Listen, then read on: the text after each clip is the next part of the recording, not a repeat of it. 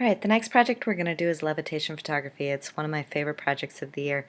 We take pictures of people and in Photoshop we make it look like they're actually floating through the air. So just a couple of really fun examples to show you what this looks like. There's a lot of like cross-leg kind of pictures of people looking like they're meditating.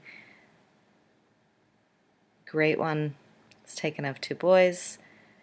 Also looking like people are falling or just hovering up in the air. The more dramatic the poses on these, the better. This one looks like she's flying outside of it. Again, kind of falling or flying. This video I'm going to show you on how to actually create this exact picture. He walks you through in Photoshop the steps, as well as this one too. And these are actually dealt with in two different ways. This one kind of gives you a hint of what's going on. You have something that makes it look like they're up in the air, stools or something, and then you actually take them out in Photoshop and you have to take two different pictures, one of the background with nothing in it, and then one of the background with this person in it, and then you end up taking these out of there. So that one and this one shows the stool also, and kind of shows how this leads up to it. Again, this is a much more dramatic pose, and they did some coloring on it and all that kind of stuff to make it look like she's falling, which is awesome.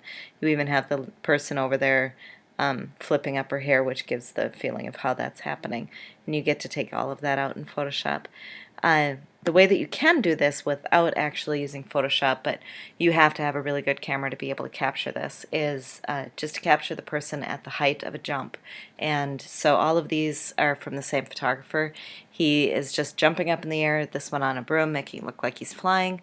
This one he's holding on to the railing and jumping, which gives him a little bit more height and able to stay at that top spot long enough to be able to capture it. But again, you have to have a really good camera to be able to capture that exact spot and really good lighting.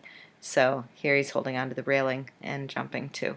So we're going to have some fun taking some levitation photographs and think about what location you might want to take and what kind of pose.